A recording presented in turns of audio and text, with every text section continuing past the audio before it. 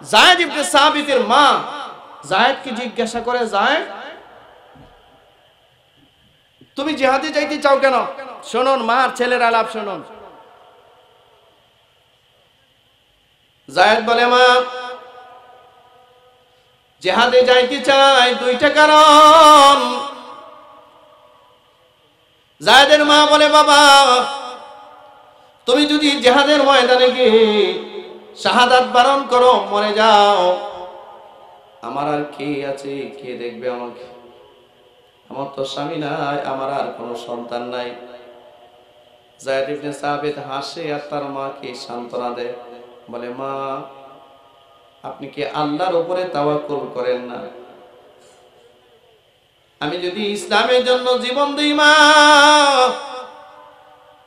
আমি যদি মারা যাই, নিশ্চয়ই আল্লাহ আপনার রিজিকের ফয়সালা করবে। আল্লাহু আকবার বলেন, আল্লাহু আকবার। আরো যদি চিৎকার করে বলেন আল্লাহু আকবার। নিশ্চয়ই আল্লাহ আপনার রিজিকের ফয়সালা করবেন। এটা হচ্ছে যায়েদের মা।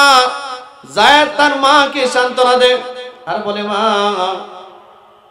আমাদের জন্য সৌভাগ্য, আমরা দুইটা কারণে আমি জিহাদে যেতে চাই। আমার মতো একটা ছোট্ট মানুষ যদি ইসলামের জন্য প্রথম রক্ত দিতে পারি, তাহলে এই বদরিন সাহাবায়ে কেরামদের কাতারে আমার মতো একটা অধম মানুষের নামটা লিপিবদ্ধ হয়ে যাবে। আমি হবে আল্লাহর দ্বীন কায়েমের জন্য প্রথম মুজাহিদ। আল্লাহু আকবার বলেন। মা আর আপনার ফায়দা হলো হাসরের ময়দানে আপনি যখন উঠে দাঁড়াবেন, আপনি একজন শহীদের মা হিসেবে উঠে দাঁড়াবেন। সুবহানাল্লাহ জোরে বলেন না কেন? আরো জোরে বলেন সুবহানাল্লাহ। একজন শহীদের মা হাসরের মাঠে শহীদের মা হিসেবে উঠে দাঁড়াবেন। এই কথাটা বলার সাথে সাথে যায়েদের মা আন-নাওয়ারা বিনতে মালিক তলোয়ারটা বের করছি, যায়েদের কাঁধের মধ্যে উঠায় দিয়েছে। যায়েদ ইবনে সাবিত বয়স কত বছর? জোরে বলেন, আরো জোরে বলেন কত বছর? 13 বছর বয়স। হযরত যায়েদ কাঁধের মধ্যে তলোয়ার নিয়ে মদিনার মসজিদের সামনে অন্যান্য মুজাহিদদের কাতারের মধ্যে সেও গিয়ে দাঁড়িয়ে গেছে। কই যাবে? কই যাবে? জিহাদে যাবে। ইসলামের প্রথম জিহাদ, যেখানে মুসলমানদের সংখ্যা সীমিত, অস্ত্র শস্ত্র নয়, আর বেঈমানরা আসতেছে 1000 সশস্ত্র বাহিনী। 13 বছর একটা বাচ্চার ভিতরে যে চেতনা আছে ধর্মের জন্য, ইসলামের জন্য, কোরআনের জন্য, আল্লাহর জন্য, 90 বছরের একটা বুড়ার এই চেতনা এই জামানে নাই। ঠিক কিনা? দাবি করে আমি মুসলমান, আমি 5 বার হজ করছি। হুজুর 5 বার কেন? আপনার মতো মানুষ 500 বার হজ করলে কি দাম আছে? আপনার ভিতরে তো ধর্মের কোনো চেতনাই নাই, আপনার ভিতরে কোরআনের কোনো চেতনাই নাই, আপনার ভিতরে ইসলামের কোনো চেতনা নাই, জাগরণ নাই। জাগরণ এটা রিয়েলাইজেশনের বিষয়, এটা চেতনা, এটা চেতনার বিষয়। ইসলাম শুধু মুখের কয়েকটা ফাঁকা বুলির নাম নয়, বাস্তবতার বিষয়। যায়েদ ইবনে সাবিত রাদিয়াল্লাহু তাআলা আনহু কাতারে গিয়ে দাঁড়াইছে। আল্লাহর নবী মুজাহিদদেরকে সিলেক্টেড করছেন ডিফেন্সে। ডিফেন্সে কি সবাই দেয়? একটা মাপ আছে না ডিফেন্সে?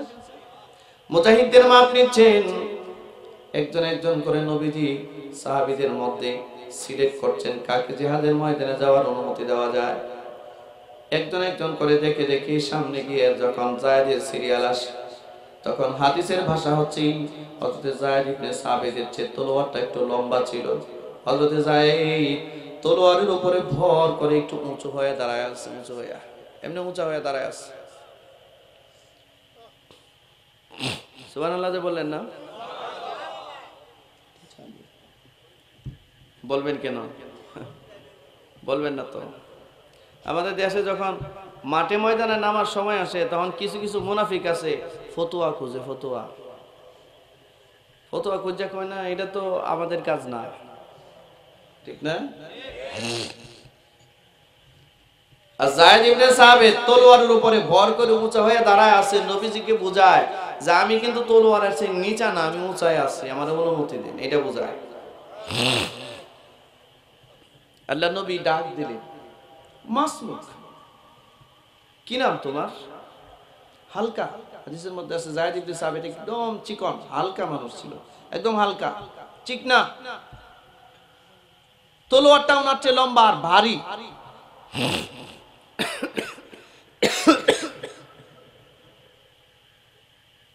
নবী জিজ্ঞাসা করছেন নাম কি? বলে ইসমি যায়েদ ইবনে সাবিত, আমার নাম যায়েদ ইবনে সাবিত। রাসূলুল্লাহ সাল্লাল্লাহু আলাইহি ওয়াসাল্লাম বলেন, তুমি কোন চেতনা এখানে এত বড় তলোয়ার নিয়ে এসে দাঁড়াইছো? তুমি হালকা মানুষ, ছোট মানুষ, তলোয়ার তোমার চেয়ে বড় লম্বা ওজন, তুমি কেন এখানে এসে দাঁড়িয়েছো? যায়েদ ইবনে সাবিত বলেন, ইয়া রাসূলুল্লাহ, আমার ভিতরে একটা জ্বালা আছে, জ্বালা। যদিও বা আমার শক্তি কম, কিন্তু ভিতরে একটা জ্বালা আছে, একটা জাগরণ আছে, একটা চেতনা আছে, চেতনা।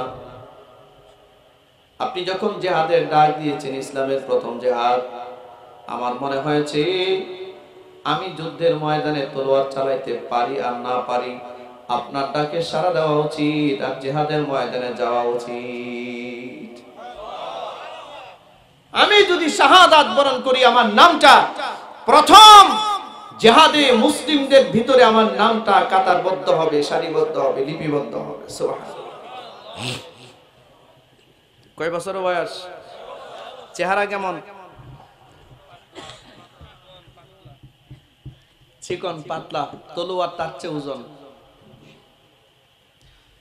নবীজি চেতনাটাকে রেসপেক্ট করলেন, 13 বছরের একটা বাচ্চার চেতনাটাকে মূল্যায়ন করলেন, কাছে ডাক দিলেন, কপালে একটা চুমা দিলেন, চুমা দিয়া বুকের সাথে জড়ায়া ধরে দোয়া দিয়ে দিলেন, যায়েদ আমি খুশি হয়েছি তোমার জন্য, আমি দোয়া করি আল্লাহ তাআলা তোমাকে ইসলামের জন্য কবুল করুক। তবে আমি একজন ইনসাফগার নবী হিসাবে তোমাকে যুদ্ধের ময়দানে যাওয়ার অনুমতি দিতে পারছি না, কারণ তলোয়ার তোমার চেয়েও ভারী এবং লম্বা, তুমি সেখানে গিয়ে তলোয়ার চালাইতে পারবে না। যাও, চলে যাও। হয়তো আল্লাহ ইসলামের জন্য তোমার এই চেতনাকে, জাগরণকে আল্লাহ কবুল করবে। অর্ডারটা কার? রাসূলের। রাসূল বলছেন যাওয়া যাবে না। যায়েদ ইবনে সাবিত তলোয়ারটা নিয়ে আবার চলে গেলেন বাড়িতে। তলোয়ারটা ফেলে দিয়া গলা কাটা মুরগির মতো ছটফট করছেন আর কান্না করছেন, চিৎকার করতেছে। যায়েদ ইবনে মালিকের মা বলেন, হযরত যায়েদের মা বলেন, আন-নাওয়ারা বিনতে মালিক বলেন, বেটা কি হয়েছে, তুমি ফিরত আসলে কেন আর কান্না করছো কেন? যায়েদ ইবনে সাবিত বলেন, মা আমার রাসূল আমাকে জিহাদের ময়দানে যাওয়ার অনুমতি দেয় নাই। মাগো, আমি মুসলমানদের মুজাহিদদের বদরিন কাফেলার সদস্য হতে পারলাম না, বদরিন সাহাবীদের কাতারে আমার নামটা আমি লিখতে পারলাম না, এইজন্য কাঁদতেছি। আমি নাকি ছোট মানুষ, তলোয়ার আমার চেয়ে বড় ওজন, এই জন্য আমার নবী আমাকে যাইতে দেয় নাই। মা, আমার জানতে ইচ্ছা হয় মুসলমানরা জিহাদের ময়দানে গিয়ে যখন জিহাদ করে, তখন কি তারা নিজেরা নিজেদের শক্তিতে করে না আল্লাহর সাহায্যে করে? যায়েদ ইবনে সাবিতের মা বলেন, অবশ্যই আল্লাহর সাহায্যে করে। তো যায়েদ বলেন, মা তাহলে কেন আমি জিহাদে যেতে পারলাম না? এটা তার ভিতরে কষ্ট। যায়েদ ইবনে সাবিত তার মা যায়েদকে সান্ত্বনা দেয়, বেটা নবী যেহেতু তোমার জন্য দোয়া করছেন, আল্লাহ তোমাকে দ্বীনের জন্য কবুল করবেন, নবীর দোয়ার উপরে সবর করো, ধৈর্য ধরো, হয়তো আল্লাহ তার দ্বীনের জন্য তোমাকে কবুল করবে। হযরত যায়েদ কান্না থামে না, রাসূল চলে গেছেন। লম্বা কথা আমি সংক্ষেপে বলছি। যায়েদ ইবনে সাবিত রাদিয়াল্লাহু তাআলা আনহু, আল্লাহ রাসূল জিহাদের ময়দানে আর হযরত যায়েদ রাতের বেলায় ঘুমায় না, প্রত্যেকদিন রাতের বেলা তাহাজ্জুদের মধ্যে পড়ে, সিজদার মধ্যে পড়ে, এভাবে মুনাজাত করে আর বলে, মালিক, আমি হয়তো আমার তলোয়ার, আমার এই দেহটা হয়তো বদরের ময়দানে যেতে পারে না, আল্লাহ আমার দুর্বল দেহ, এই জন্য হয়তো আমি বদরের মাঠে যেতে পারি নাই, আমার দেহ আমার তলোয়ার হয়তো বদরে পৌঁছতে না পারে, কিন্তু আমার এই দুর্বল দুইটা হাতে এই দোয়াটা আপনি বদরের মাঠে পৌঁছিয়ে দেন। আমার নবী কি বিজয় দেন, আল্লাহ মুসলমানদের কি বিজয় দেন, বিজয় রাসূল কি বিজয়ের মালা পরিয়ে আবারও মদিনায় ফেরত দেন। আমি আরো এক নতুন জিহাদে যেতে চাই। আল্লাহু আকবার বলেন, আল্লাহু আকবার। যায়েদের মা বলে, যায়েদ, এইভাবে যদি রাতের বেলায় না ঘুমাও আর যদি কান্নাকাটি করো, তোমার ক্ষতি হবে, তুমি মারা যাবে। যায়েদ ইবনে সাবিত বলে, মা, আমি যতদিন রাসূলকে মদিনায় ফেরত না দেখব, রাতের বেলায় ঘুমানো আমার দ্বারা সম্ভব না। যায়েদ ইবনে সাবিত, লম্বা কথা, আল্লাহ রাসূল জিহাদ থেকে ফেরত আসলেন। যায়েদ ইবনে সাবিত তার মা আন্নাওয়ারা বিনতে মালিক যায়েদকে হাতে ধরে নবীজির কাছে গেলেন। রাসূলের সামনে যায়েদকে পাঠায় দিয়ে পর্দার আড়াল থেকে রাসূলকে সালাম দিয়ে যায়েদের মা বলে, ইয়া রাসূলুল্লাহ, ইয়া হাবিবাল্লাহ, এই হলো আমার যায়েদ, যে বদরের ময়দানে যাওয়ার জন্য আপনার কাছে এসেছিল। আপনি তাকে জিহাদে যাওয়ার অনুমতি দেন নাই, যার কারণে যায়েদ, যতদিন আপনি বদরের মাঠে ছিলেন এতদিন পর্যন্ত যায়েদ রাতের বেলায় ঘুমায় নাই, সারা রাত কান্নাকাটি করছে আর আপনার বিজয়ের দোয়া করছে। ইয়া রাসূলুল্লাহ, ইসলামের জন্য তার বড় মায়া, কোরআনের জন্য তার বড় মায়া, আপনার জন্য তার বড় মায়া আর ভালোবাসা। আমার যায়েদের মেধা অনেক ভালো, ইতিমধ্যে কোরআন মাজিদের প্রায় 17টা সূরা সে মুখস্থ করে ফেলেছে। সুবহানাল্লাহ বলেন, সুবহানাল্লাহ। কয় বছর বয়স? আর জোরে বলেন, কয় বছর? 13 বছরের একটা বাচ্চা এমত অবস্থায় 17টা সূরা মুখস্থ করেছে, যে অবস্থায় কোরআন মাজিদ এমনি সংযোজিত অবস্থায় ছিল না। যেমন ওনার কাছে সূরা বাকারা 10টা আয়াত, ওনার কাছে 20টা আয়াত, ওনার কাছে 5টা আয়াত, আরেকজনের কাছে সূরা নিসা, আরেকজনের কাছে সূরা মারিয়াম, আরেকজনের কাছে সূরা তাহা। বিচ্ছিন্ন অবস্থায় এক একজনের কাছে এগুলো লেখা ছিল, একসাথে এরকম ছিল না। যায়েদ ইবনে সাবিত তার চেতনা থেকে সমস্ত কাতিবুল ওহী সাহাবীদের কাছে গিয়ে গিয়ে গিয়ে গিয়ে কোরআন মাজিদের কমপ্লিট 17টা সূরা মুখস্থ করে ফেলেছে। কয়টা সূরা? আর 70 বছর বয়স, আপনার কয়টা সূরা মুখস্থ আছে বলেন? আপনি বলেন, কি আছে আপনার কাছে? কি আছে? কি আছে আপনার কাছে? 2-4টা সূরা যাও মুখস্থ করেন, তাও তো অশুদ্ধ, অর্থ জানেন না। আল্লাহর নবী বলেন, যায়েদ, সত্যি কি তুমি 17টা সূরা মুখস্থ করেছো? যায়েদ বলেন, নাম ইয়া রাসূলুল্লাহ, জি হ্যাঁ ইয়া রাসূলুল্লাহ। আল্লাহর নবী বলেন, ইকরা, পড়ো। যায়েদ ইবনে সাবিত কোরআন মাজিদের সূরাগুলো তেলাওয়াত করা শুরু করলেন।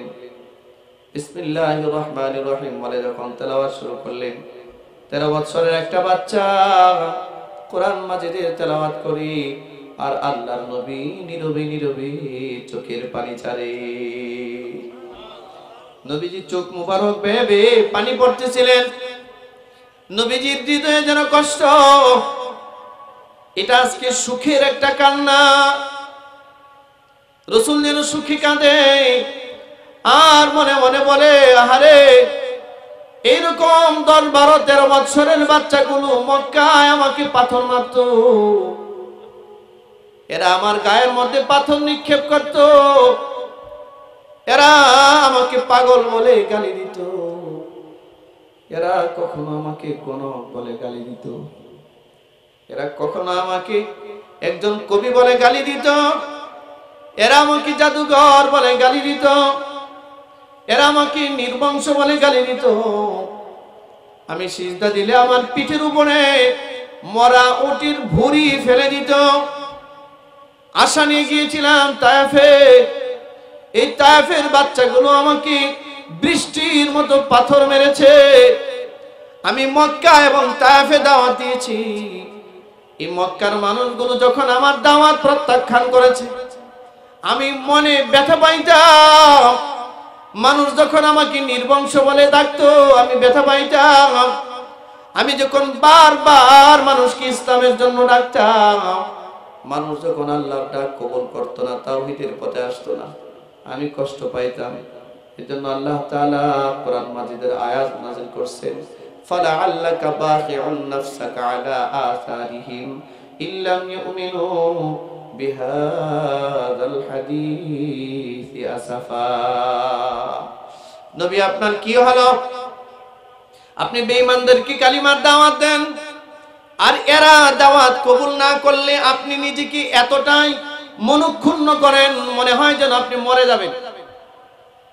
ও নবী,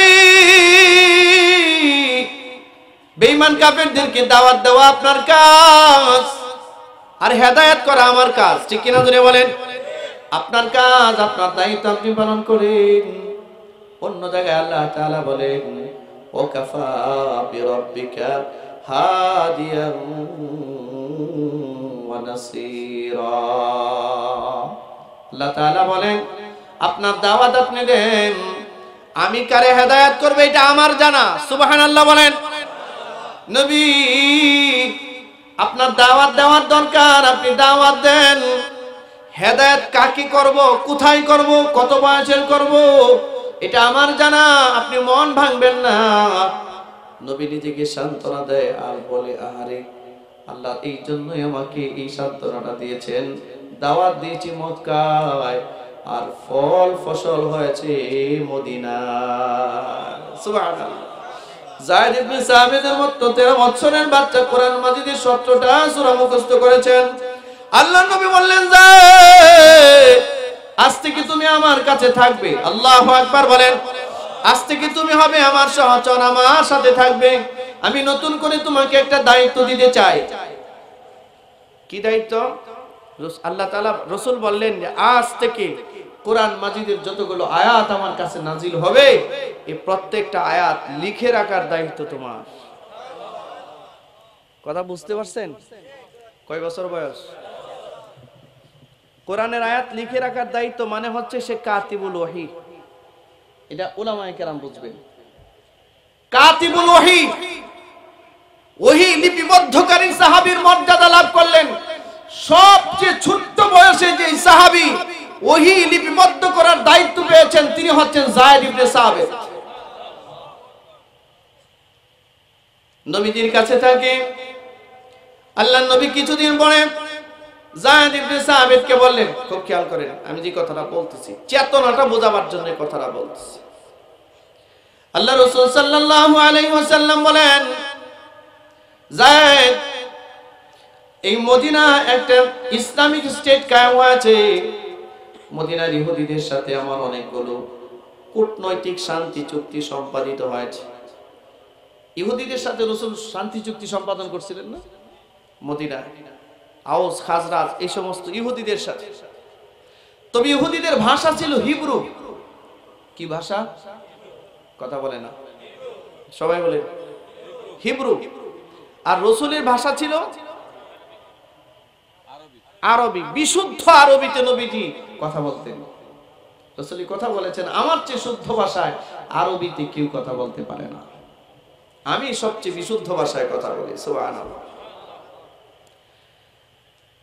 আল্লাহর নবী বললেন, যায়েদ, ইহুদিদের সাথে অনেকগুলো শান্তি চুক্তি সম্পাদিত হয়েছে। আমি যে যে কথাগুলো বলেছি ইহুদিরা ঠিক মতো লিখছে কিনা আমি জানি না, কারণ আমি হিব্রু ভাষা জানি না। তুমি একটা কাজ করো, ইহুদিদের হিব্রু ভাষাটা শিক্ষা করো, কারণ তোমার মেধা ভালো। আল্লাহ তোমার দ্বীনের জন্য, ইসলামী রাষ্ট্রের জন্য আল্লাহ তাআলা তোমাকে কবুল করুক। হিব্রু ভাষা শিখো। দেখুন ইসলামের জন্য যায়েদকে আল্লাহ কেমনে কবুল করে। বয়স মাত্র 13 বছর। এই ঘটনাগুলো ঘটতেছে 13 থেকে 17 এর ভিতরে।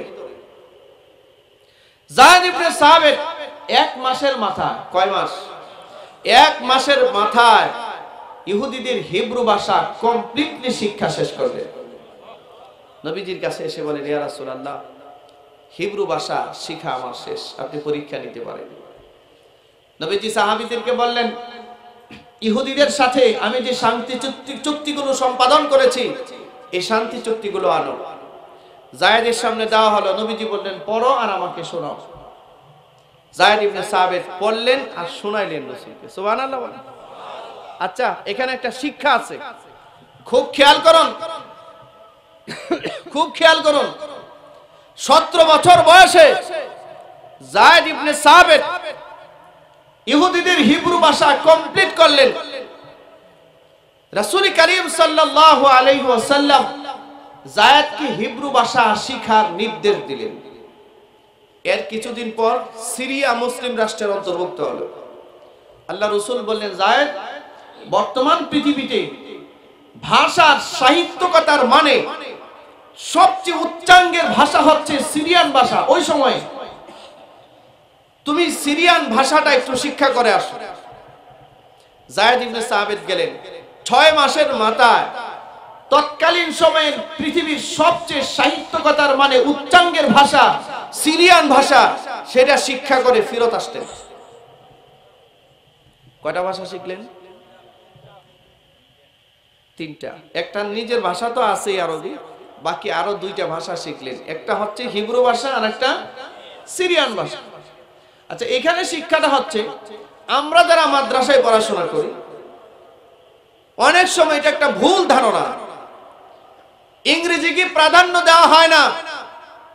এটা বিদর্ভীদের ভাষা, এই কারণে প্রাধান্য দেওয়া হয় না, ঠিক কি না? এটা সঠিক নয়। এই চিন্তা থেকে আমাদের ফেরত আসতে হবে।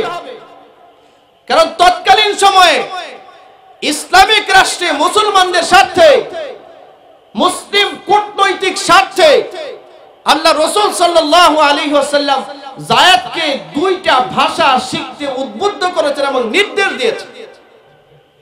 এতে বোঝা যায় বর্তমান পৃথিবীতে সারা দুনিয়ার ইন্টারন্যাশনাল ল্যাঙ্গুয়েজ হচ্ছে ইংলিশ ভাষা, ঠিক কি না? জোরে বলে। আচ্ছা, আমি যে ভাষা আপনাদের সামনে বয়ান করছি, এটা যদি জাপানিদের সামনে গিয়ে এমনি বয়ান করে, এরা বুঝবে কিছু আমার কথা? এরা বুঝবে? চাইনিজরা বুঝবে? রাশিয়ানরা বুঝবে? আফ্রিকার মানুষ বুঝবে না? এটা আমার বাংলা ভাষাভাষী যারা আছে তারা বুঝবে। কিন্তু আরো তো কোটি কোটি মানুষ যারা বাংলা বুঝে না, এদের কাছে কি দ্বীনের দাওয়াত পৌঁছাতে হবে না? এই জন্য একজন দ্বীনের দায়ী, যে দ্বীনের দায়ী হবে, এই দ্বীনের দায়ীর কাছে বিশেষ করে বহু ভাষার ভিতরে সবচেয়ে গুরুত্বপূর্ণ একটা ভাষা হচ্ছে ইংলিশ ল্যাঙ্গুয়েজ। এই ভাষাটা শিক্ষা করা ইসলামের স্বার্থে এটাও এখন সময়ের অপরিহার্য দাবি, এটা জরুরি, ঠিক কি না? আমি কি কথাটা বুঝাইতে পারছি? বুঝতে পারছেন আপনারা?